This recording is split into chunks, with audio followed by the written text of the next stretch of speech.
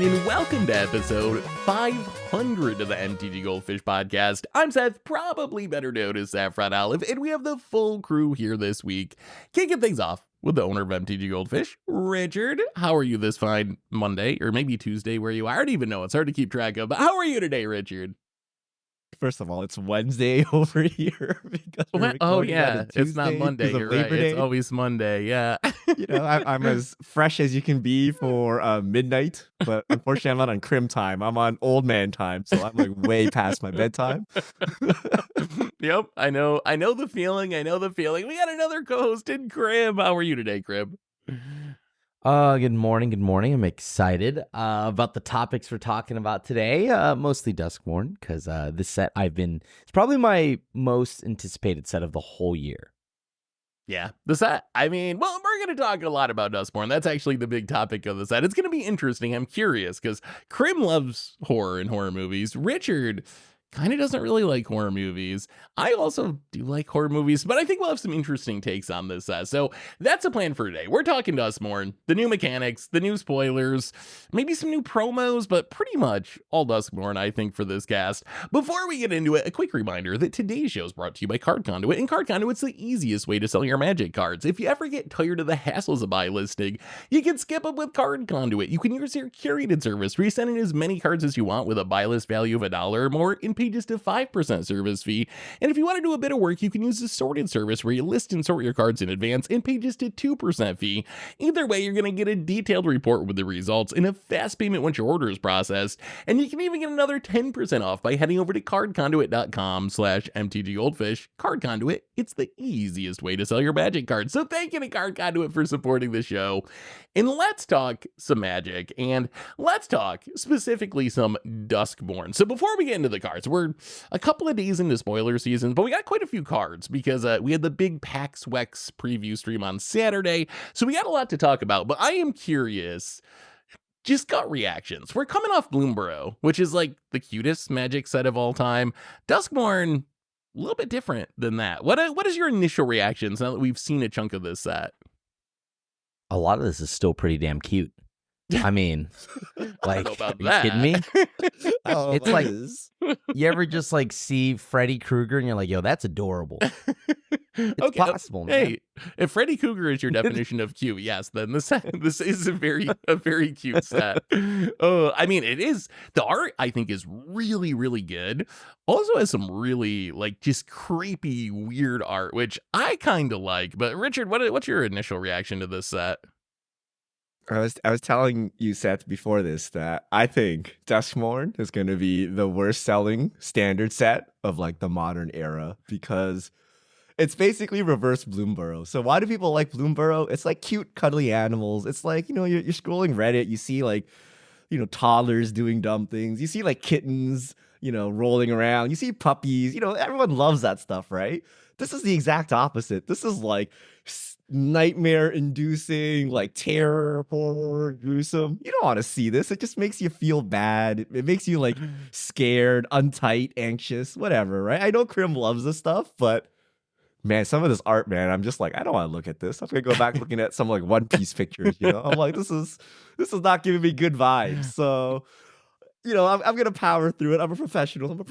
You know, there's some like standard playables in here, but man, the flavor does nothing for me. This is the most egregious set for me. I will take Doctor Who over. I will take Man Eating Sandwich over like creepy things coming out of televisions. And you know, you guys, it's midnight here. I'm all alone. It's dark. Random sounds are happening. Like, why am I doing this? I don't know what's going on. It's just the wind, Richard. Yeah, it's just the wind. Yo, I kid you not. Okay, like I was hearing some weird ruffling for the longest time, and I'm like, I'm just making stuff up. But it turned out there was a giant locust that got in the apartment. There's like this giant grasshopper. I'm like, this is terrifying. Is this like the plague coming? I don't know what's going on, but I'm very uneasy right now, guys. I mean, just if you read through some of the cards, it'll give you some advice, like stay hidden, stay silent. Like it tells you how to survive a horror movie. I'm about to smash this TV just to make sure no girl comes coming out of this. You know, like this is bad news. Bad news all around.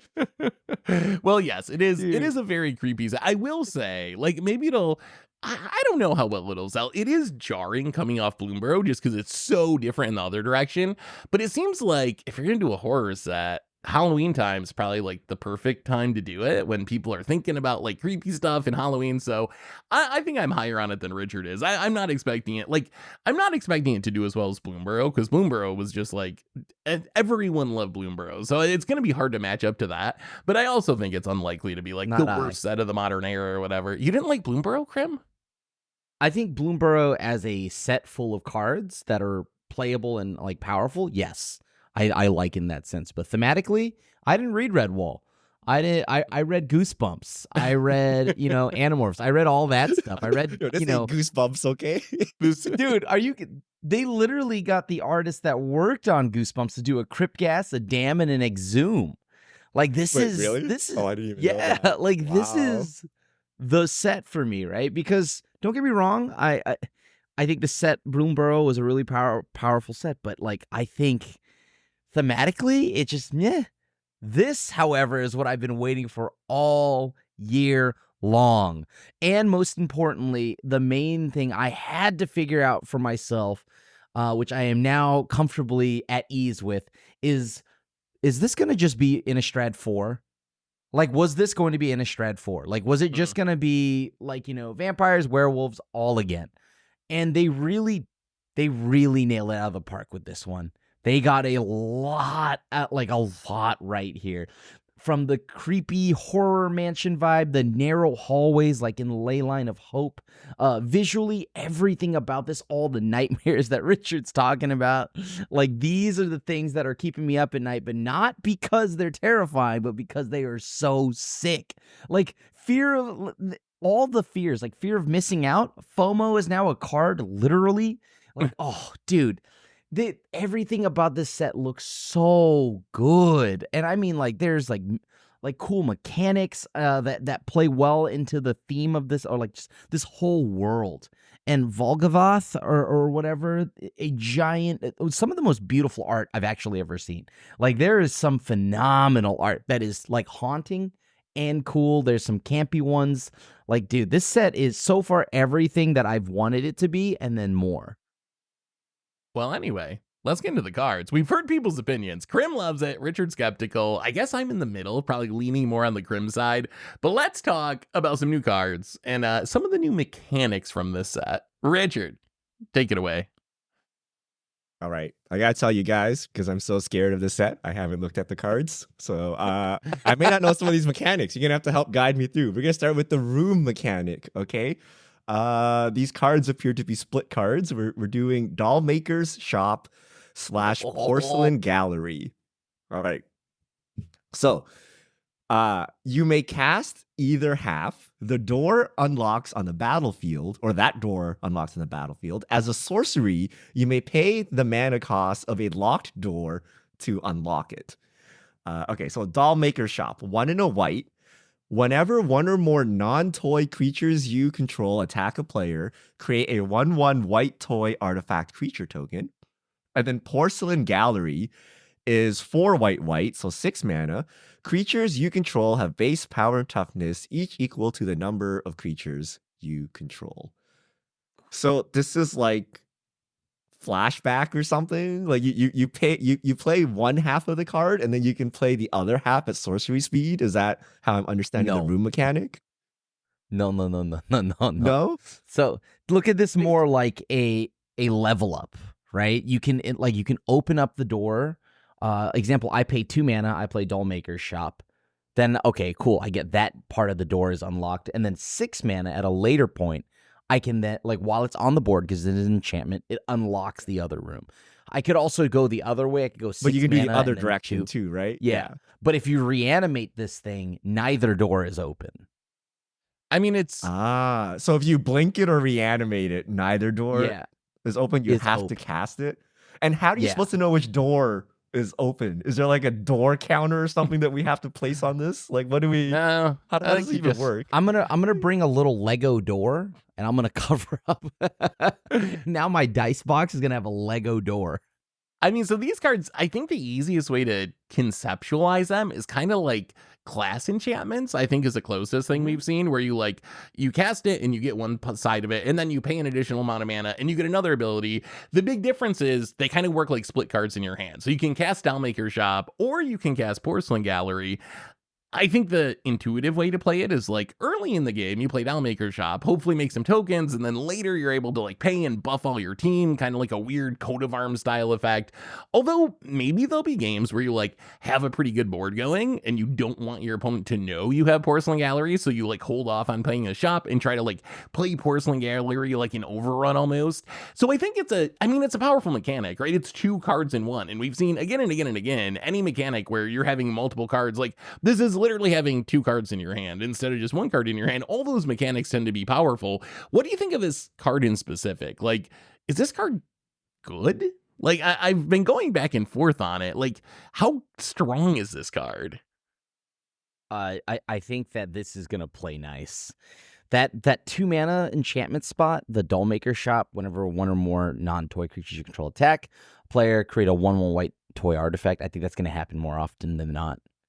I think it's the fact that it says non-toy and non-token is going to play quite nicely with what we've already seen. Like, we've got Urabrask's Forge. We've got so many things here.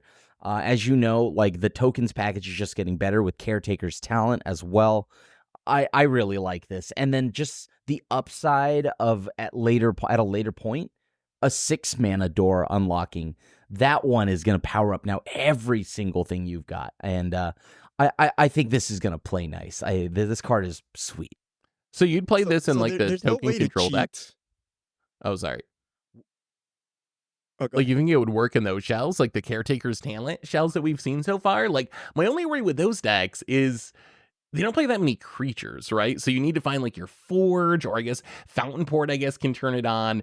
But it seems fine in those decks. It's nice to have a faster way to close out the game in the late game, which is something those decks kind of struggle with. Like, a lot of times they have a very slow clock, but being able to like turn on Porcelain Gallery is a nice way to close it out. I like Adeline's powerful, right? It essentially turns any of your creatures into like an Adeline, the front side. It's kind of bad if you're disrupted. It's very bad post Wrath. You're not like turning on either side if your opponent can deal with your board, because you don't have a creature to attack, you don't have creatures to buff each other. So that would be my concern, that maybe it's like a little bit high variance, where like when you're already doing okay, this card is going to help push you further ahead. But when things are going badly, this card's probably going to be really weak off the top. I mean, I don't know. know. No way to get the Porcelain Gallery cheated in, right? Like, you can't blink or do some weirdness. You have to pay the 6 mana, right? Yeah, it's pretty much, there's not any way around that. If you reanimate it, you got to pay for the rooms. If you cheat it into play from your hand, so you got to pay for the rooms no matter what. So there's no way to really get that. Is this unplayable then? It's like a 2 mana enchantment that makes a 1/1 white toy creature every turn if everything goes right for you. Like, it's a lot of work, right? And then I guess at 6 mana you can win the game if you somehow have a big board. But it seems like very conditional, a lot of work for what essentially is like a very bad Bitter Blossom, right? Yeah, that's, I don't know, man. I don't you only make one. Like, if you attack with 5 creatures, you make one toy, right? Like, it's whenever 1 or more non-toy creatures attack. Yes. Sure. So it's going to be 1 token no matter what. Although, like, imagine 1 drop into this on turn 2, make a token on turn 3, start like the snowball going. Maybe it could be good in an aggro deck. Like, if you ignore... It's not even raise the alarm, though. you gotta attack twice for a raise the alarm. But then eventually... This is not for an aggro deck. You get like a finisher out of it. Really? So yeah. Where would you play it then, Grim? You think it's not for an aggro deck? You think more the Caretaker's Talent shells? Yeah, I think this is going to be in the Boros mid-range packages, and it's a nice, interesting way, because like the thing that, again, I think we're not like really undervaluing is it's just non-toy, not non-token. If it said non-token, this card would be probably unplayable. But the fact that you can attack with tokens here makes this very solid. I mean, it does make a token every turn. That is true. We'll see. We'll see where it ends up. I think that rooms are an inherently powerful mechanic. Like, I really like the mechanic. Just how good this card ends up being, that'll be interesting. What about Commander, Richard? You like your coat of arms, the finishers that you slow roll and then you just drop and kill everyone? in your like go wide decks, any chance, like this is kind of a coat of arms that doesn't care about creature types, right? It just bumps all your creatures based on how many creatures you have. Any chance you drop this as like a true conviction or whatever, like some sort of white finisher? No. You have Moonshaker Cavalry, right? Like, I mean, like if you're playing a toy deck or something, right? Like, sure, right. But like, it doesn't give you evasion, right? And you can achieve the same thing with what's that changeling? The three drop white changeling. Yeah, mirror something changeling. Yeah. Mirror entity. Yeah. And mirror then entity. Yeah. Moonshaker Cavalry, like they all kind of do the same thing. So you kind of need to be a toy deck or something like that to get this to work. All right.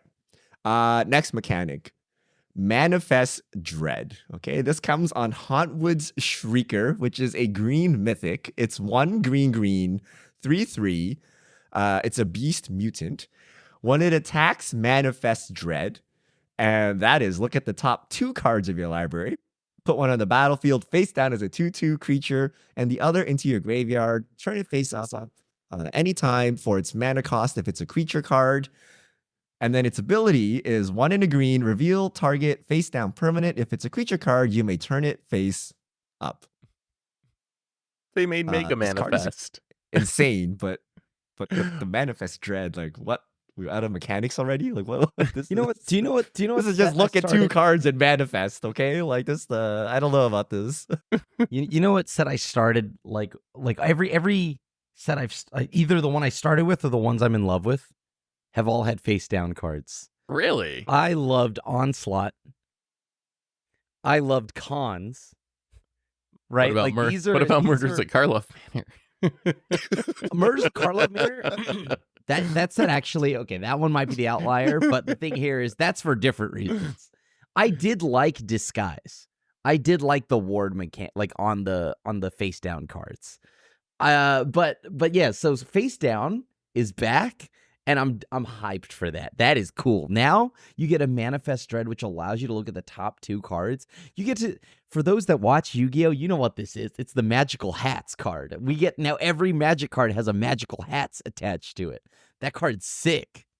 So I really like the interset synergy here. I think that's my favorite part of this is like we had face down stuff in Murders at Karlov Manor. And one of the things we've dealt with for the last like several years now since blocks went away is like standard feeling a little disjointed, right? We used to have the whole year was dedicated to one theme, one block, one plane, and you sort of build off that throughout the year. That sort of went away when we shifted to just like one-off sets. I really like that they gave us face down stuff back in Murders at Karlov Manor, and now we're getting more face down stuff, so we can play this new Duskmourn stuff with Cryptic Code and with like some of the Vanifar, some of these cards that were manifesting and cloaking from Murders at Karlov Manor, and this card's still going to synergize, right? You can flip up the face down cards no matter how you put them into play. It doesn't have to be a manifested card. I will also say Manifest way stronger than Cloak and Disguise. Like the problem with those mechanics, which we talked about even during spoiler season, like it's 2024. You just can't spend 3 mana for a 2/2 vanilla creature, even with Ward 2 on it. Like it's just, Magic is too powerful for that. This, you're kind of getting it for free, right? Every time that this attacks, you're just getting a free 2/2, and then you have the upside that maybe you find in a Troxa or a Cityscape, some massive thing, and you can flip it up for 2 mana. My question for you with this card is a 3/3 big enough? That's my one concern. Like, obviously this snowballs, which is what you want out of your threats in 2024 Magic. It has a lot of upside. It gets the free win potential by flipping up something big. Are you going to be able to keep getting in with it, though? Or are you just going to play this and it's just going to get snowballed by Bizas and Shieldrids and these bigger creatures? Like, is this a good standard card? I mean, 3/3 is just enough to get out of cut down. So I think that's why I like that. However, this is a must-answer threat. So if it were any stronger, I think it'd be too strong, right? If this were a 3 mana, like, let's just say like Pelucranos, 4/5 or something like that, right? That would be kind of busted because it's coming along with potentially it could flip over the new mythics of the set, which have attack triggers. It could flip over so many things that are big bombs in your deck here. So I don't know. I mean, I personally think that it being a 3/3 is exactly what it should be. Maybe maybe it's not so much the stat line. Maybe it's more of like the cost. What if it were just green? I don't know. That'd probably be too strong, actually. So It's way too yeah, strong. like yeah. That's way too strong. But at least as of right now, I think this is a fair statted creature, because if you don't answer this, it's going to be bad times. Okay, this is insane, right? This dies to Doomblade, so that's the saving grace. It dies to Doomblade, but it can chump attack, because like it's just a 3-mana 3/3 that when it attacks, it makes a 2/2, which is very strong. Except when you attack, you can like chump attack and flip the manifest, right? So you can like flip a Shieldred off of it or something. So that forgives its like weak attacking power. This is like dies to Doomblade, but if it doesn't die to Doomblade, you probably win the game, right? If you're, if you're not like totally scuffed, right? Like this is insane, right? This is really good. Am I missing something? And with foundations around the corner, Llanowar into this? I was going to say that too, is that I wonder if, I mean, they obviously have to be taking into consideration that we're going to have a 1-mana mana dork in Standard forever now. So I think that's going to have an impact on like the exact rates of green 3-drops, just because there's going to be decks that are dropping this on turn 2, and this on turn 2 is going to win games. Like if you're playing this on turn 2, the snowball is going to be so much harder to stop. I think the card's, I don't know. Maybe I'm just tainted based on how bad green has been in Standard, that I see a green card and I just automatically assume it's not going to be good. But I feel like the card has potential. I just worry about it, like, I don't know, just like chump attacking too often. Like if this is, I play it, I attack once and I manifest and then it dies, is that good enough? Yeah. But if you manifest a Shieldred or something, right? Right. If you manifest something, you can just later flip it for its real cost. It's huge, right? That's the only way this card sucks if Lightning Bolt is in the format, right? Like if you play 3 mana, play this thing, someone spends 1 mana to bolt it, you're like super sad faced, right? But if there is not a Lightning Bolt, I think this is worth the risk of dies to Doomblade. Like there's only so many Doomblades they can have, right? If they use a Doomblade on this, and then they're not going to get your Shieldred. Now, I know the comments are like, well, Doomblade doesn't hit Shieldred, okay? Obviously, any removal spell, right? They only have so many removal spells in their hand, right? If they use it on this thing, then your 4-drop doesn't eat the removal, right? And then one of these, like, dies to Doomblade cards will get through and just win the game. I think this is worth the risk of dying to Doomblade. It, like, just snowballs out of control. And if you have the tempo advantage, like, you play this, they play creature, you remove their creature, hit them, you have 5 power now, right? And you untap, you're going to get 7 power, right? And you quote unquote drew cards while this is happening, because you can flip up your manifest whenever you want, right? And it's not manifest, it's manifest dread. So you got like a little scry action in there too, right? So this thing is insane, right? Like you just gotta dodge Lightning Bolt and Foundations. That's what you gotta do. You gotta dodge Lightning Bolt, some kind of like unholy heap type of thing in Standard, and you're good to go, I think. Next new mechanic on one of the most terrifying cards I've ever seen art-wise. Overlord of the Mistmoors, and it's showing off the impending mechanic, okay? So let's read the card. It's a 7-mana white enchantment creature avatar horror. It's a 6/6. Whenever it enters or attacks, create 2/2/1 white insect creature tokens with flying, and then impending 4 for 2 and then double white, so for 4 mana. If you cast the spell for its impending cost, it enters with 4 time counters on it and isn't a creature until the last is removed. At the beginning of your end step, remove a time counter from it. So it's like suspend, but it's sitting on the battlefield doing things while it's unsuspending itself. Basically, this is Grave Titan in white. This is nuts. Right? Like I think impending and like the cycle of impending cards so far that we've seen have been pretty promising. The Titans are kind of back, if you would. Yeah, I mean, Wizards even said that they were sort of like modeled after the Titans, like from back in the day. So I think that's what they were actually shooting for. This card, Krim, I'm hyped for with Caretaker's Talent. Like this seems it curves so nicely into it. You play Caretaker's Talent into impending this, draw cards, and then it even works really well with like Sunfall and Sweepers. You can like wrath the board by this is impending, then it's gonna come off impend and be an actual creature and rebuild your board. So it seems like a really solid, like for those token control decks, for mid-range decks, feels like just a really solid card. Yeah, this card looks absolutely sweet to play with. Just getting 2/1 insects with flying, like 2 of them, right? Yeah. That's so good. I am so excited to see what happens with this card because I think the cycle, I don't know, maybe Titans aren't good anymore, but at least this, like, you get part of the Titans effects. That's how they were able to get around it being so high costed. Because the fact that you can do the impending side allows you to still get a little teaser of what the Titan's ability would be. And if they don't answer this, then you have like a 6/6 or whatever, right? Coming down at a later point in the game. Yeah, this is a very interesting mechanic, and these cards have seemed really powerful. So this thing you can blink to cheat into play, right? Yes. You can impending it, and then you can blink it to get it. And is there a cycle? Is this the only one? There is a cycle of these things. There is a cycle. We saw the green one that makes the everything land token, like a land token that's all land types. The red one's 4 damage when it ETBs or attacks. So it's like an Inferno, almost an Inferno Titan. So yeah, it is a full cycle.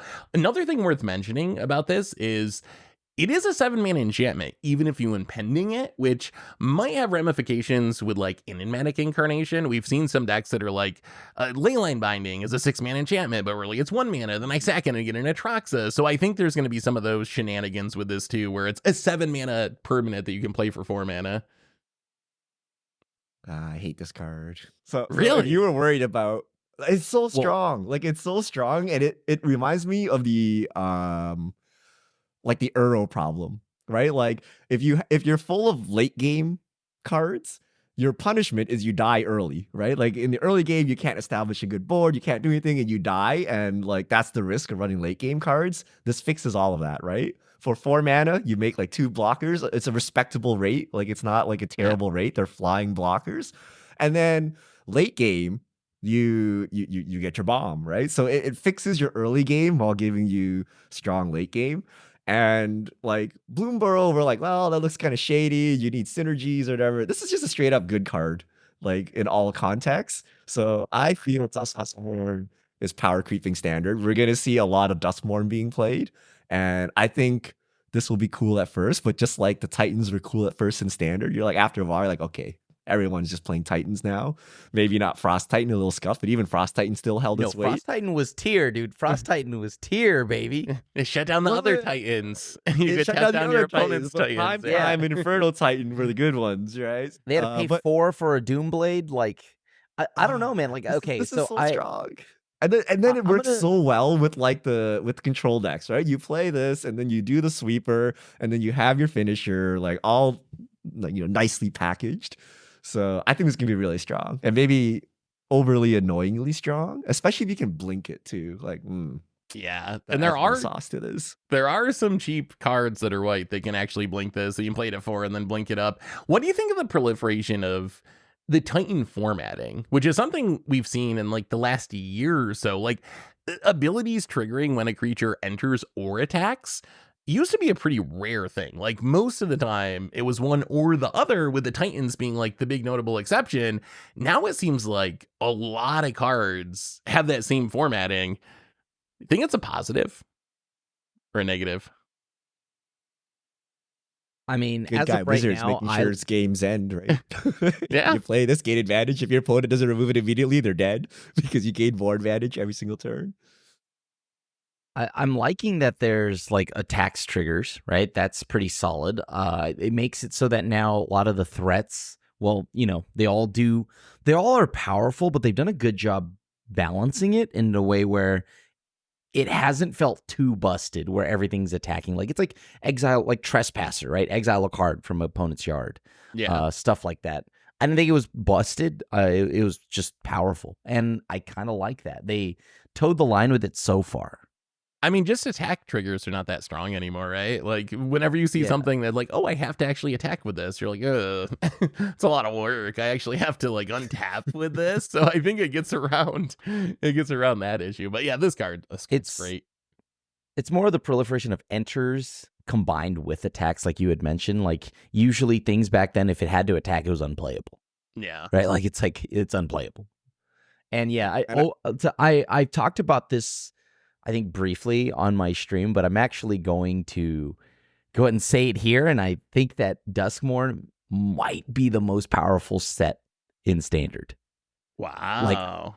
I agree. Like, just based on these cards so far, I think I agree with you. These cards are very, like, if not the most powerful, it'll at least will make a dent in the metagame, unlike Bloomburrow, I think. Bloomburrow had a lot, though. Bloomburrow did introduce the talents. Yeah. Right? That's true. I mean, I think the problem with Bloomburrow is that just like its power was with the creature types. And we see so far it's just been lizards and maybe like a little bats that have really kind of made it. So there's a lot of like frogs and rabbits that live in budget Magic and against the odds world instead of tier standard world. With the talents. I also hate this card for cheating mana costs again. Like, if you have a card that says like counter target spell or like destroy target permanent that's like 4 mana or less, it can't hit this thing. Yeah. And like that always causes trouble, like leyline bindings and things like that. Like, or you're gonna have a card that cares about converted mana costs, something like that, right? And it always breaks it. And I'm not sure why Wizards hasn't learned that lesson yet. It's like, you know, they learned that Dredge is broken, Storm is broken. Like, anytime the mana cost doesn't reflect what you're actually spending to cast the permanent, like, it's always a problem. And I wonder what shenanigans we can pull with this. Like, you can pod this or something into something bigger, or Enigmatic Incarnation. Your removal doesn't work anymore. Like, there's all kinds of shenanigans you can do with this. So I'm curious how we'll break this. At least you got to pay 4 mana. Like that makes it a little better compared to leyline binding. Like, at least even if you're impending, there is a cost. It's not ever going to be 1 mana. But yeah, that is something maybe they could ease off on a bit. Yeah, and this art is terrifying. I don't like it at all. And for some reason, it makes insects. Cute. It's like a cute elf. It's pretty adorable. It's a cute elf demon. Yeah. My theory is that Oko is actually behind all of this. And just elking things in this haunted house, and we don't know it. There's a lot of elk-like things here. I mean, it's true. And then the last mechanic that's coming back, it's a comeback mechanic, Delirium. This comes on Winter Misanthropic Guide. 1 black, red, green. So 4 mana, Jund, 3/4, legendary creature, human warlock, ward 2. At the beginning of your upkeep, each player draws 2 cards. And then Delirium, as long as there are 4 or more card types among cards in your graveyard, each opponent's maximum hand size is equal to 7 minus the number of those card types. What? Welcome. Okay. Welcome. So you gotta do Goyf math. And then subtract 7. So essentially, if you have base Delirium, your opponent's max hand size is 3. If you can get 7 card types in the graveyard, it's actually down to 0, and you have like a 4 mana Jin Gitaxias. I feel like this card wasn't really designed for standard. Maybe it could, I don't know. It's 3 colors. The ward is helpful. I'm just always skeptical of having my opponents draw cards in standard. Like, it seems risky to play this in standard. I feel like this is going to be a hated commander, though. Like, people are already all riled up about ward, and then you add in like 4 mana Jin Gitaxias, discard your hand. And I feel like this is just going to be, I mean, on your discard phase, right? Like, if the Delirium is high enough, like just like Jin Gitaxias, do you think this is going to be a salty card for commander? I think everything's going to be a salty card in Commander. So, like, a basic land is salty in Commander. This card is Doesn't it overwrite Reliquary Tower? Right? If someone plays a Reliquary Tower, you play this. This has a later timestamp. Yes. I think it's whoever plays it last would win, is I think how it should work. Yeah. This card is gas. This card is so sick. Why is it Jund, though? Does black mess with hand size? I thought messing with hand size is a blue thing. So there is, if you go back to original Kamigawa, there's like Gnat Miser and some of these like random like rats that are like, your hand size is reduced by 2. And so I think it is black. Can this card see standard play, Krim? Am I missing anything here? Is this just like a commander card? This is straight to commander, right? That was my thought. This is straight to commander. I mean, like, okay, in a world, okay, maybe if they have a few cards that like are draw punishers in the set, if they add more, then like maybe this could be like a fancy. No, because why would I do that? Why would I just not play like a lightning strike over like, I don't know, a 4-drop that has to wait till my upkeep? I mean, I don't know. It's an interesting card. I would love to see a world where this is played in standard. It would be pretty funny, but it seems straight to Commander. What about in discard? That was the only place I could see, because everyone draws on your upkeep, so it's not on your opponent's upkeep. So in theory, your opponent draws, you draw, and then you just cast your Bandit's Talents and your Tiny Bone Joins up and make them discard what they drew anyway, and you ended up like plus cards. I don't know if that's a good plan, but that was the only place I could like kind of be like, okay, maybe I could try playing this in Standard in some sort of Jund discard deck, but... Let me show you this combo. Winter. And this brand new card, Sheoldred. You put Sheoldred the Apocalypse. Baby, we got a stew going. Let me show you another combo. You play Sheoldred, and then you play like literally any other card with it. Better than this card. This is like a 4-mana do nothing. Hope you untap and have a combo, right? Like, not only do you have to untap with it, you need to like combo with it. What to have it do anything useful. So this is funny though. This is fun. If you can make it work, if you can against the odds, I will give you props. I will give you props. Yeah. No, we're definitely gonna try building around it. I was watching the intro stream when they were first showing off the cards, and I kept complaining to chat because they were showing off like all these like Tyvars and Zamones and all these characters. And I was like, they gotta be able to kill off these characters. That's how horror movies work. You gotta be able to like kill people off. And then as soon as Winter popped up, I was like, that's the one. I don't even read the lore, but I'm pretty sure they made Winter just so they could have a character that they could kill off. So that's my bet, that Winter's the one that does not make it out of the House of Horrors. All right. Let's talk about some cards. We got Valgavoth's Lair. It's an enchantment land. It has hexproof.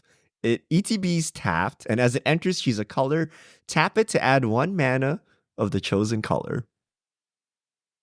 Is this good? Enchantment land? That tells me, like, if we remember artifact lands back in the Affinity days, that never got banned, right? That was nothing went wrong with those. Yeah, I do think that Valgavoth's Lair will be powerful, just because of the fact that it has enchantment attached to it.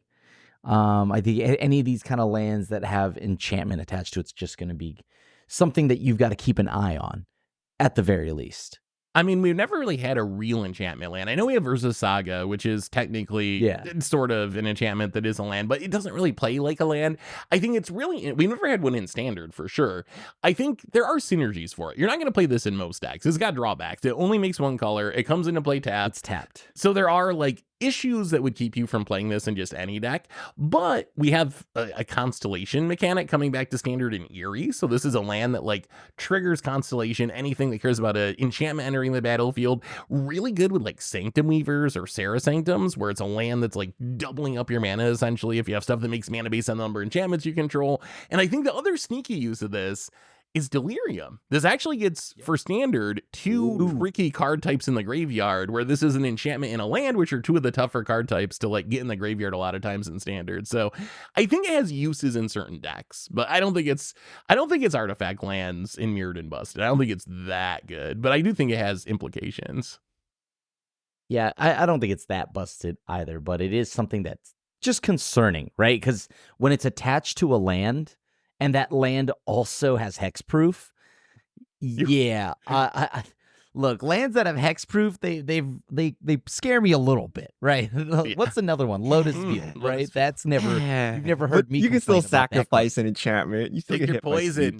By That's the dream. Is turn 1 opponent plays this, and then turn 1 you have to just pick your poison. Second enchantment, please. There has to be a really strong enchantment deck, like really strong. Like you can't just get incremental value out of this because it's a tapped land, right? It's a tapped land, so you have to do like absurd broken things with enchantments for this to make it into the deck. It's not legendary. You can actually stack these up as well, so yeah, that's interesting. Enduring Innocence, 1 white, so 3 mana, 2/1 lifelink. Whenever 1 or more other creatures you control with power 2 or less enter, draw a card. This ability triggers once each turn. When Enduring Innocence dies, if it was a creature, return it to the battlefield under its owner's control. It's an enchantment. I love this cycle. This cycle of cards is kind of strong. I think the fact that it just dies, like you actually want it to stay on the creature side probably more often than not, just because if it becomes an enchantment, it gets a lot harder to remove. So now you really got to up your exile. Your exile game has to be over the moon. Like I'm talking like, yeah, in Elspeth Smite, and on top of that, Not on My Watch and Sunfall, just everything has to exile because I don't know. I worry that some of this stuff's going to be pretty nuts. Maybe not Enduring Innocence exactly. I think Enduring Innocence is a fine card. A bit overcosted, 3 mana, 2/1 lifelinker, and the ability, right? But it's when it becomes an enchantment, I guess I could see why they had to make it 3 mana. However, the others in the cycle also scare me as a little bit more. I mean, this card's really good though, right? Like it's like Welcoming Vampire, except when it dies, you get an enchantment that's Welcoming Vampire. It seems like a very Richard card. What do you think of this one, Richard? Yeah. Card's insane. This card's insane. Like, it does everything I want. I can draw cards. Well, in Commander, at least. I can draw cards, I can sweep, and then still draw cards. That's insane, right? It triggers Cartographer's Hawk to draw cards. Like, what more do you want? In Standard, a 3-mana 2/1 may limit its applications. It may be a bit too slow, right? Then, like, why are you playing Cloud or 2 or less? You're playing tokens or some dirty thing, so maybe it's okay. You just play Caretaker Commander is insane. Oh, Commander, it's really good. In Standard, maybe there's a deck for it. Like, there is some flash 2 power less creatures like Resolute Reinforcements, Virtue. So there's ways that you can like double trigger this once on your turn, once on your opponent's turn. Maybe it's a sideboard card. It does look kind of bad compared to Caretaker's Talent. Like the decks more that cards with power 2 or less. Yeah, that's the problem. yeah, that is kind of a concern. But I love the design of this, because one of my big criticisms of enchantment creatures is they don't usually feel like enchantments to me. They just feel like creatures that they stuck enchantment on. But having them come back as actual enchantments when they die actually makes it feel like an enchantment creature. I can see why this is an enchantment and a creature. I'm gonna play mono white control. We go Enduring Innocence into the creepy card Overlord of the Mistmoors. Draw some cards, sweep the board. Right, the Overlord lives. It can't be Sunfall. Can't be Sunfall. I think you've essentially just described the Caretaker's Talent deck. I think you pretty much have just described it. We've done it. Okay. I don't even know what this is referencing, but the Jolly Balloon Man. Is there a creepy balloon man somewhere? Is this supposed to be like It and Clowns or whatever? But 1 white or 1 red and a white, so 3 mana Boros. It's a 1/4 haste legendary creature human clown. 1 and tap. Create a token that's a copy of another target creature you control, except it's a 1/1 red balloon creature. In addition to its other color and types, and it has flying and haste. Sacrifice it at the beginning of the next end step. Activate only as a sorcery. This might be one of my favorite pieces of art they've made in Magic in like forever. Yeah. The art is so good. It's creepy, the but art it's is so haunting. Oh, it's so good. It's basically reflections of Kiki-Jiki, very close to the backside of Fable of the Mirror Breaker. A little bit worse with big creatures because it's always going to be a 1/1. Better with legendary creatures because you can actually activate as a sorcery, but it's better with legends. You can copy your Atraxa, and even though a legend rules, you still get the trigger or whatever, which is kind of huge. I like it. I don't think it's very easy to go infinite with. We've seen that with Reflections of Kiki-Jiki, as it's kind of like the safe version. But as a value card, like, it has haste, so you can activate it right away. I like it. I think, worst case, it's a really fun commander card, but I think there's ways you could play it in Standard. Can probably do some wild things with Rotodropic. Not that Rotodropic is tier or anything, but You can definitely brew around this in Standard. Obviously the Reflections of Kiki-Jiki was just a powerful card because it did 3 things for the cost of this, right? So you're now just paying for the last mode on this. However, the art on this is phenomenal. It looks like a combination of like Junji Ito. I'm wearing a Junji Ito shirt. The balloon head episode or story in Junji Ito. So this art's phenomenal. I think card wise, playability, it looks okay. It looks fine. I don't know if it's going to be a Standard All-Star, but it looks fine. Let me tell you things that horror movies have ruined for me. clowns, dolls, hotels with long hallways, television sets with static on them. Like, oh my god, I will not play this clown on principle. But if you copy a Titan, this thing has haste, right? You play the Titan, you play this, you copy the Titan, you get the trigger, and then the Titan can attack as well because it's a hasty balloon. Gets in there. Oh, so much value. It has haste. We can't underestimate the haste. For 4 mana, you can clone something and send it into the red zone. That's true. Interesting. Also relevant with things that have like combat damage triggers. You get a hasty evasive version of them to make sure you like get in the attack with them. So there's certainly some upsides to it. Those face balloons, though. the one of them, I swear, kind of looks like Danny DeVito. It does. Yeah, it kind of does, doesn't it? All right. Another member of the Enduring Cycle, Enduring Curiosity, 2 blue. It's a 4/3. Enchantment creature, Cat Glimmer. It has Flash. When a creature you control deals combat damage to a player, draw a card. And then when it dies, if it was a creature, return to the battlefield under its owner's control. It's an enchantment. This card's so good. This card, it's Coastal Piracy or by Nathasa or Blue Toski. It's so expensive though. But you can flash it in. Think of a Toski, but you can wait till your opponent doesn't block and then flash it in and draw the cards. Yeah, I think it's a good commander card. Like it survives the wrath, comes back as an enchantment. I'm curious about standard Grim.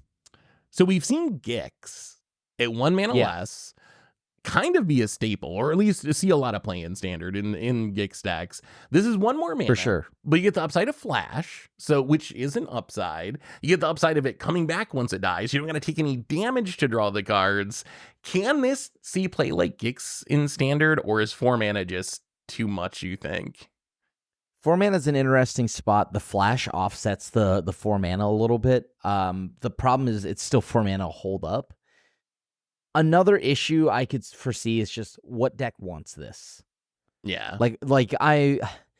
We've seen blue-black mid-range already shift over to now Golgari, right? We've seen the Gix decks all either become Golgari or mono black and just kind of be some kind of discard shell. Mono blue doesn't really exist. It's fringe, but I guess it's a possibility. I was wondering about that because, like, we used to have the Curious Obsession mono blue decks, and we have a lot of the pieces for those. We still have, like, Haughty Djinn. We have the new Crab, Eddie Merc Crab, or whatever it is. Like, so we have these, like, just I play all the counters. I try to counter all your stuff, stick a threat or two. Is there any way this could work there? The Flash lets you, like, leave up the mana, and then this kind of puts a Curious Obsession on all your creatures as long as it sticks out. So you're not going to, like, go super wide and refill your hand, but even getting in with 1 or 2 creatures and drawing each turn, maybe there's some sort of, like, blue control deck that could take advantage of it. I mean, mono blue is, like, out there. I've played it enough times, but yeah, like this flash in at the end of, like, you know, the other person's turn, they tap out or something to answer this.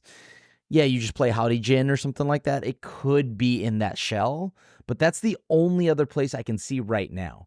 There's no other blue-based kind of like aggro tempo deck that I'm really seeing on the ladder. Every now and then I'll see like Monastery Mentor or whatever, right? Yeah. The helping hand one, but other than that, Yeah, it might be. What do you think, Richard? It's got to be too slow, right? Like, we've had so many of these effects. When's the last time we saw one played in standard? Like, I mean, Ikoria had Reconnaissance. He had a bunch of upside. Reconnaissance mission? Oh, yeah. No, the enchantment one. Nathasa By Nathasa, I can't remember. It might have shown up I think I saw play in Mono Blue Devotion. Yeah. If we had free counters, I could see it happening. But if we don't have free counters, right? So, like, to tap out on turn 4 to draw a bunch of cards. Oh, Sea Dasher Octopus. But that had Flash and could mutate. Yeah, so this has Flash. It's a better body. And if it dies, great. Whatever. Unless it gets exiled. And like you said, I think because of these cards, I think we're going to see an upswing in the exile-based removal. Like almost by default, you have to. So I wonder how resilient it's going to be. It's going to be interesting to see. If this is dying and coming back as an enchantment pretty often, the card seems good enough, I think. But but I think I'm with Krim. Like, I just don't know what deck you put it in. I think it's good enough that it could see play in standard. I just don't know where. Yeah. All right. Speaking of good enough for standard, we got Kaido, Bane of Nightmares. 4 mana Dimir Planeswalker. So 2 blue and a black. 4 starting loyalty. But wait, don't worry, it has ninjutsu. So for 1 blue and a black, you can return an unblocked attacker you control to hand and put this card onto the battlefield from your hand, tapped and attacking.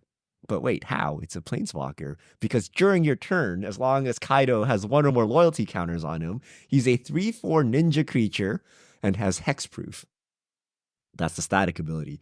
+1. You get an emblem with ninjas you control, get +1/+1. 0, surveil 2, then draw a card for each opponent who lost life this turn. -2, tap target creature, put 2 stun counters on it. What? This card is nuts. This card is nuts. Wait, you gonna say it sucks? This card. I don't think that it sucks, but so it's kind of weird that it's a ninja card and we just had all the ninjas rotate from standard. I'm pretty sure there's literally like 2 ninjas in standard. To me, it feels like a plant for the future or something, where this card, like a year from now, we're going to get more ninjas and it's going to be like, oh, that makes a lot of sense. As a standalone card, it reminds me of original Kaido, right? Kaido Suzuki. I feel like it's similar to that, and that was good enough. This is another card, though, I'm like, where does it fit? We don't have a ninja deck. Krim was just talking about how, like, the Dimir deck is mostly Golgari now. The Dimir deck would be a good shell for it. You got, like, evasive creatures you could pick back up. Kaido, the original Kaido Suzuki, was very good in that deck. So I feel like a shell like that could take advantage of it. So I think it's a fine card. I just don't know what its home is in current standard. That's kind of my concern with it. Like, good card, but where do I play it? Is Dimir mid-range back? I mean, like, this... Look, I'll be honest with you, the +1 on an emblem, that is just a straight-up +1 to get an emblem. That's kind of on wild. A threat. Like, that is... And it itself, the card itself... It pumps itself. It becomes a 4/5 ninja as soon as it pluses 1. And your future Kaidos are big. And look, I think that +1 has to be narrow because it's just a straight up +1 to get an emblem. And this creature type, it's essentially looking like, this feels almost like an old Gideon. In some weird ways. Just Gideon. I think it's like better Gideon than Gideon. Jura? Yeah, like it pumps itself, or whichever one was it, the 4 mana one? Oh, okay, right? Yeah. The one Gideon Alias Zendikar, maybe, yeah. Well, the one that emblem to the bad one, the bad Gideon, the one that turns into a creature and is equal to loyalty on it. That bad. I forgot about that one. Yeah, I blocked that one out of my mind. It has elements of all the Gideons, and the ninjutsu is what gives it the blue Kaido feel. I really like that, and the stun counters. That's super solid. I also think that this just being a 4/5 or whatever every turn, just continuously growing and becoming indestructible, is going to be pretty solid. And maybe it won't take over the meta like you had mentioned. Maybe this is something down the line, and maybe this goes in a shell with like an enduring curiosity and stuff like that. But there could be a blue-black tempo deck or something, and this card seems sweet in it. My God, I can't wait to see how many people Sheoldred's Edict this, choosing Planeswalker on my turn. That is true, because it's technically not a planeswalker during your turn. Like, that also has ramifications with its loyalty. It means, like, if you attack with it and it gets blocked, it doesn't lose loyalty during your turn because it's not a planeswalker, even though you can still use its abilities. So yeah, I mean, what about older formats, Grim? I know people like, especially in arena formats, because of some rebalancings and like historic, there's a cult following for ninjas. Is this in a ninja deck? This has to be absurd, right? Where like you're +1 embling your entire team, like that. That seems ridiculous in a deck that's actually built around ninjas. Although the problem with that is that ninjas, like, Lord effects are great when you can go wide. And ninjas never go wide because they're constantly bouncing themselves back to your hand. So that's the same reason why the Rat Ninja Rogue Lord wasn't that good. But I am curious, can you hear that? No. There's an alarm going off, a car alarm. Okay, never mind. It stopped. Okay. But yeah, so I am curious how well this plays in standard. This looks good. Maybe not right out the gates though, like you had mentioned, Seth, but it seems really strong just as a design. Yeah, that's kind of where I'm at. I think this card will be good at some point. I just don't know if it has an immediate home. Richard, what about Commander? Just real quick, because I was thinking about that. 0, Surveil 2, draw a card for each opponent who lost life this turn. Isn't this a 3-mana draw 3? You hit each opponent, ninjutsu it in, Painful Truce with some surveilling thrown in, and then it dies, and you're like, whatever, I got a 3-mana draw 3, so you did your job, Kaido? No, it was like a 3-card combo to get that. Okay. Just play Painful Truce. Just play Painful Truce. Yeah, I mean, if you're a ninja deck, it's insane, but I would have just put in a random Demir deck to draw cards. That seems crazy. Fuckers are so bad in Commander. I mean, it's Surveil 2. It's like read the bones with an extra card, right? But oh god, I don't know why you guys are so high on this. Okay, what if he was just a 4/5 ninja, like out the gate, or like a 5/6 ninja out the gate? Because that's what's gonna happen after, the first Kaido comes down, you deal with it. The second Kaido is now bigger, and the third Kaido is bigger. And like at any moment, you get smacked for 5 damage out of nowhere because ninjutsu, and then you have this thing you need to deal with. And they can stun down your creatures, and they can draw cards. It seems very strong. I'm willing to play blue for this. I'm willing to go into blue just to play Kaido. So I'm curious. It has so many abilities. That's what I was wondering. Do those Golgari decks now splash blue for Kaido, or do they go back and then they splash green essentially for Mosswood? Sultai, baby. How's our man? Yeah, Sultai is like back on the menu. 3-color mana is a little questionable. I mean, I've seen some people playing Dimir still every once in a while. I think I see way more Golgari, but there's still people playing Dimir like tempo mid-range out there. And it fits right in there for sure. All right. Another terrifying card, Valgarith, Terror Eater. 6 black. Valgavoth. So Valgavoth? Is this a real? Is this like a real name I should be knowing? No. Valgavoth. 9 mana. Actual name. 9/9 Elder Demon. It looks like a giant moth. It's terrifying. It is. Flying Lifelink. Ward. Sacrifice 3 non-land permanents. Okay, boss. If a card you didn't control would be put into an opponent's graveyard from anywhere, exile it instead. During your turn, you may play cards exiled with Valgavoth. If you cast a spell this way, pay life equal to its mana value rather than pay its mana cost. I mean, this is 9 mana, so this is clearly not anything. Is this worth reanimating or sneaking in? Is the question. Yes. Yeah. Okay. Cool. I'm glad we're all on the same page. Nobody's casting this. No. But reanimating? Yeah. I would reanimate this. Voidrend is gone, dude. Voidrend's gone. I have to pay that cost on Ward. I think the issue that I keep running into is like Atraxis so busted. Like this card, like 9/9, one of the best wards we've ever seen. It has lifelink, it has flying, like it's got a lot going on. Atraxis is just so busted though. So where does this fit? If you're gonna cheat things into play, like are you playing 4 Atraxas and one of these is a backup, or like there's no way this replaces Atraxa as the cheat into play target. Like as far as being optimal, like it's super fun and super cool. You can steal your opponent's cards and bullet citadel them, but as far as like being competitive, it's probably not gonna like replace Atraxa, right? Am I missing something? No. Yeah, I hope not. I hope Atraxa stays because Atraxa is easy wins. Like that card is so easy to beat when you play Jace. So it draws too many cards. Yeah, it draws too many cards. Valgavoth? Okay, hold on. Now I don't know what I got. I got to actually Sunfall this, right? Like this card is monstrous. I think this card may not fully replace Atraxa, but this is a better threat than Atraxa against certain decks, right? Like, yeah, obviously the aggro decks hate Atraxa, but then if we're talking about the grind 'em out decks and like the spot removal heavy decks, like let's say my control deck or something like that, I don't want to see this. This is hard to deal with.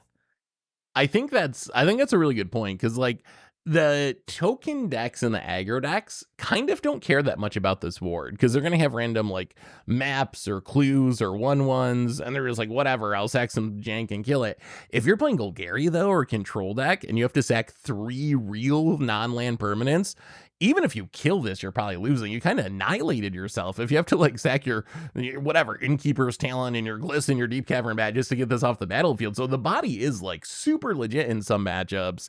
The card advantage is pretty slow though, right? Like you got to stick this, you got to mill your opponent or kill your opponent's stuff. What do you think, Richard? Stone unplayable. I mean, maybe like if it could be a cute metagame call, but like it dies to Doomblade. Not Doomblade particularly, but an Edict or a Farewell or like a Sweeper or something. Farewell's like gone. You got no value off of this thing, right? So that's a lot of work. Like our reanimation targets usually draw a ton of cards, right? Atraxa, Gristlebrand. Like you usually get a ton of crap, like Archon of Cruelty, like to ensure that no matter what happens, you're not going to get blown out. But you spend all the time reanimating this and they have an Edict. Oh boy, you're sad, right? And then that's not even talking about like aggro decks that can just kill this and stack like 3 Dirtles or something, right? So this is unplayable unless it's like that cute, a cute sideboard card where particular matchup like Golgari, they're not prepared for it. You bring this in, but like who has spots to do that, right? Just play Atraxa and call it a day. But the thing is, didn't we just complain about like, I don't know, Vein Ripper? Vein Ripper's like ward, all of that makes it pretty hard to deal with. This also makes it very hard to deal with. Yeah, but that wasn't a reanimation target in the same way that this is going to be, right? I guess that's fair. That's fair. I mean, we'll see. This is a sweet reanimator target, but yeah, like do I think it replaces Atraxa? Probably not. Yeah, I think I could see those decks playing like a copy or something though. I think it could show up in small doses. It seems fun. Right, last card, Nowhere to Run. 1 in a black, enchantment with flash. When it enters, target creature an opponent controls get -3/-3 until end of turn.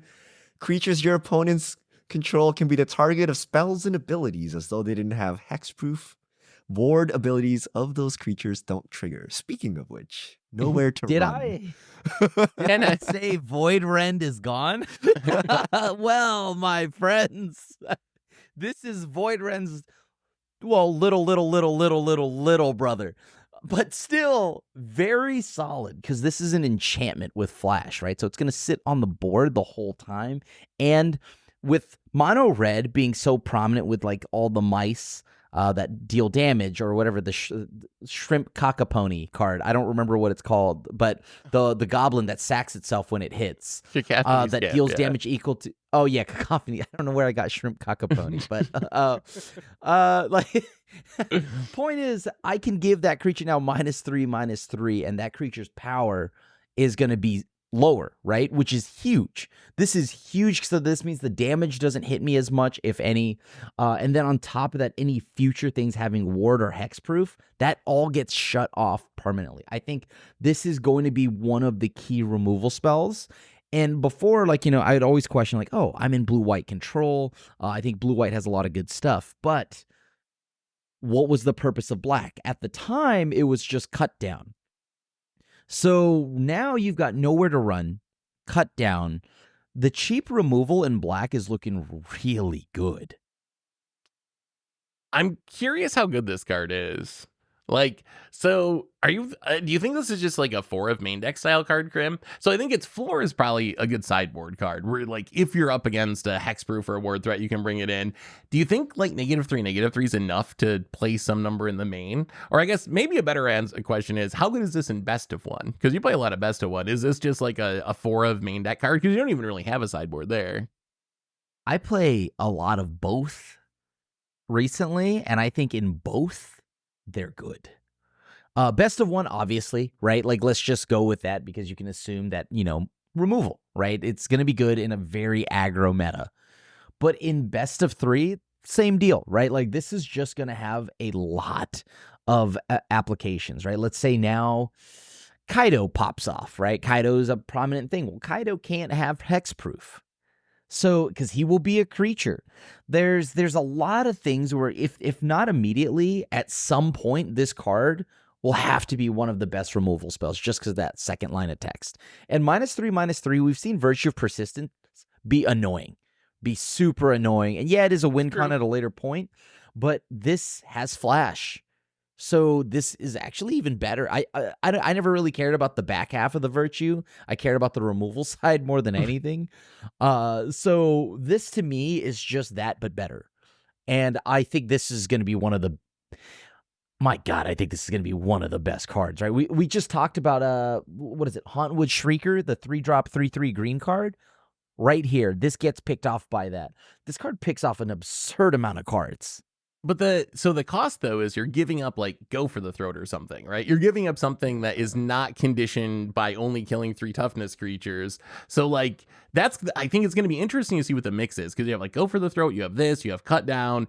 Like how much -X do you play over hard removal? So it's going to be, I don't know. What were you going to say, Richard? But I think that is the question, the opportunity cost. I say you can't play this because are you gonna cut down? Like, are you gonna Go for the Throat? Like, you don't have that many spots for removal, and if your removal package is Cut Down and Over to Run, like, you know, a 3/4, you know, like totally ruins your day. But then if you cut down, you're gonna get run over in the early game. So it's hard. Like a control deck can probably run this if they run like, you know, unlimited removal. But a regular deck, I don't know how you're going to fit this in with your removal package. If you're worried about hexproof and ward, just run an Edict, I guess. I don't know, or like a Sweeper. It's tough. Like it's a good card, but I don't know that it does enough. And it's competing with like highly efficient cards, right? Like Go for the Throat and Cut Down. I mean, if you think about it, there's only really 2 threats off the top of your head right now that need a Go for the Throat. Sheoldred, Atraxa. Right? Those are the 2. Everything else, you think, like, look at the mid-range decks. Caustic Bronco, Deep Cavern Bat, Glissa, Mosswood Slayer. I know that thing comes back, but whatever. Then literally everything in the Groll decks, right? In the Prowess decks. Everything in the Lizard decks dies. The Titans, Crim. The new threats from Duskmourn. Okay, when the Titans come out, that's where maybe and you'll also, you got to put in your exile removal too, right? Like, how are you going to fit all this in? Like, this doesn't exile either. So how are you going to get rid of those stupid... Huh? It misses Preacher too, which is a little awkward. That's maybe the other big one I think that like it would miss. Sure. I don't know. So here's my question then, Grim. What are we trying to kill with this? So that's what's going to sell me on it. Like if there's like a popular hexproof or ward threat that I really got to deal with, then I'm like all about putting this in my deck. But I'm not sure what that card is currently. So we have like Kaido that could end up there. We have the new demon we just talked about that this, I guess, can shrink it to a 6/6 for a turn, but it can turn off the ward on that. So that's going to be the question. Like, how much hexproof and ward do we have? If we have a lot of it, then I think it's worth playing a slightly more conditional removal spell to be able to deal with these threats. But do we have enough of those threats right now? Is there enough hexproof going around right now to make it worth it? I think you're thinking of just hexproof and not about every ward that's slowly draining you, right? You have the 2-drop Gev, right, which deals you 2 when you target it, right? These little like ward 3s and like Phyrexian Flesh Gorgers, right, like where you're paying life, people don't think much about it, but then all of a sudden you're just really low in an aggressive format. And I don't think you can have that happen, right? I can Void Rend again. I mean, look, I love Void Rend, and I will not deny that. I am under no delusions that I love Void Rend. But it is nice to be able to pick off all these things, right? And hexproof, the Groll deck, they do play what's that instant spell? The one that gives it Tiver Stand or whatever, like some Tiver Stand or something like that, right? You can get around that. And I like that. And right now, it's almost like the, like, whatever, Cockapony Shrimp or whatever card in Heartfire Heroes. Yeah, those cards essentially have ward, right? Because when they die, they deal you the damage. But this way, you shrink their power when they die. So this helps get around that. Or it doesn't actually kill them because they've cast the pump spell, and then it like makes it a X1 for the turn, and then you're still dealing with it. Would be my concern with those. Don't get me wrong. Yes, that is fair, but at the same time, like they've got to have a silly amount of stuff on it, right? That's because true. Like Monstrous Rage won't save them. Yeah, they'd have to have multiple like pump spells, or it'll have to be Emberwild Challenger, like a hexproof creatures, or the pump creature, prowess creature, or whatever. doesn't deal with Shroud though, so trash. But Inkwell Leviathan is still gonna kill you, Crim. Okay, fair. I will not beat Shroud. That's fair. I wish it insta-popped a hexproof or ward creature, and then everything else gives -3/-3. That would be pretty sweet. Because it doesn't kill Kaido, right? Kaido's a 3/4. It like you're relying on some kind of combo of these things. But at the end of the day, it's gonna rely on the metagame, right? If the metagame has enough small, dirtily ward and hexproof creatures, then this will be playable. But I don't think it's like an auto-include in the same way that like Go for the Throat or Cut Down are. But, there may be a metagame where this is actually really strong. So we'll see what Duskmourn looks like. But like if everyone's playing Titans and stuff, you're like, well, what's -3/-3 even going to do for me, right? So we'll see how and I'm out. glad it exists. We haven't had this level of counterplay for Ward and Hexproof before, and it's been a big conversation. So I'm glad they're like attempting to make hate cards for those mechanics.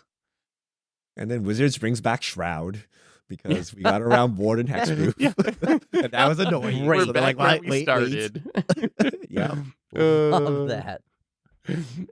Anyway, I think that brings us to the end of episode 500 of the MTG Goldfish podcast. No fish mail this week, but we'll get to them in the future. Richard, how do people send in their questions for future casts? All right, hit us up at MTGGoldfish with the hashtag MTGFishmail, and we'll get to your questions on air. So, Richard Grimm, thanks for hanging out. Thanks to everyone for listening. Thanks to Card Conduit for supporting the show. And we will be back next week to talk about whatever goes on in the world of Magic. So until then, have a spectacular week, everyone. And this is the crew signing out.